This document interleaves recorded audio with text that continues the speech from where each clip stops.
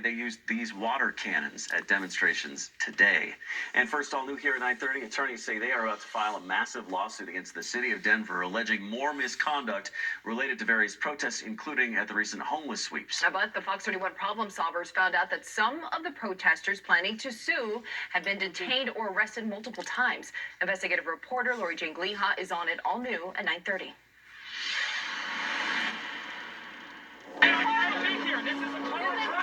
29-year-old Timothy Montana is a familiar face at protests like this homeless sweep in July.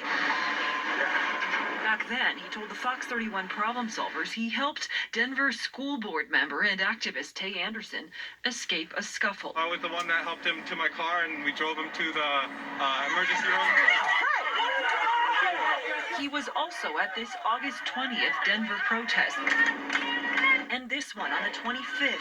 He had run-ins with police both times, once for obstruction and once for assaulting an officer. We 100% deny that charge. Montana's attorneys wouldn't let him speak on camera because of his pending cases, but insist their client is a non-violent person who was simply exercising his right to free speech. Tim Montana is an intelligent, gentle, conscientious young man who is doing what he believes is his civic duty.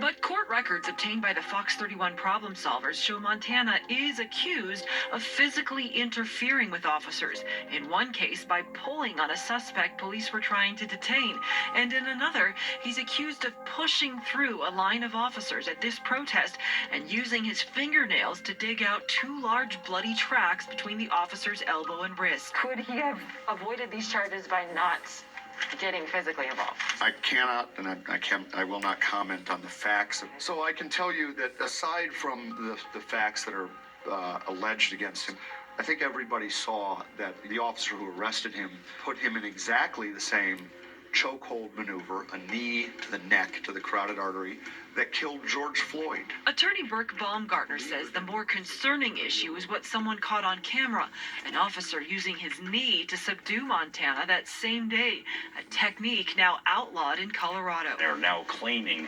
that Mr. Montana did something to try to justify that action, which is not justifiable. I don't have a comment on that because it's still being investigated. Murphy Robinson is Denver's Executive Director of Public Safety and would only comment generally on protesters in Denver. Protests are welcome in the city and county of Denver. What's not welcome in our city is looting. What's not welcome in our city is destruction and violence.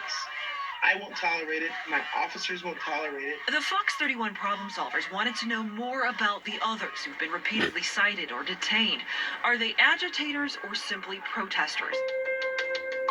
We found at least 3 who were busted more than once. That includes River Doherty, Jill Hunsaker, and Zoe Harshman. We obtained these photos and records from September 11th, when officers say they watched Harshman pour red paint on the Capitol grounds.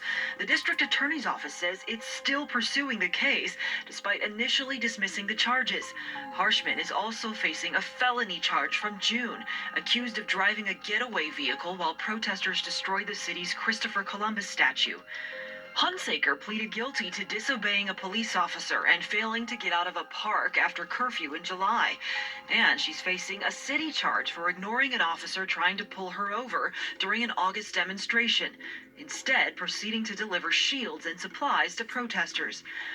And in early November, police arrested a man named River Doherty for criminal mischief near the Capitol. He's accused of using a hammer to break parking meters and to smash glass windows at the First Bank building downtown. We found he had other police run-ins during protests in the past, including a June charge for violating curfew, which the city dropped. And in 2017, he pleaded guilty to city charges for his role in a march that blocked traffic. He was accused of pushing past officers, kicking one, and resisting arrest. But a plea agreement with the city allowed for him to withdraw the plea, and the city dismissed the case. None of these 3 would talk on camera, but according to Baumgartner, Harshman and Hunsaker will be plaintiffs in his upcoming suits against the city. River Doherty did give us a statement which reads in part, police can allege whatever and therefore arrest whoever they please, and the question to consider is why. The rest of his statement is on KDVR.com. I'm Lori Jane Gleehoff, Fox 31. All right, Laura Jane, thank you very much. Very interesting. New developments tonight. 3 fired Aurora police officers linked to a summertime photo scandal are appealing their terminations. The problem solvers have learned Erica Marrero, Kyle Dittrich, and Jason Rosenblatt will testify in front of the city's Civil Service Commission at hearings next month. All 3 have asked for the proceedings to be closed to the public. The chief fired the 3 in July after they were involved in a photo text message incident that mocked the death of Elijah McClain. Marrero and Dittrich posed with a 3rd officer at the site where Elijah McClain lost consciousness back in 2019. The 3rd officer in that photo has resigned. The chief fired Rosenblatt because he received the text and responded by writing, "Ha ha." The Denver Sheriff's Office holding a blood plasma donation drive today. And the office teamed up with Vitalant at the downtown jail. The drive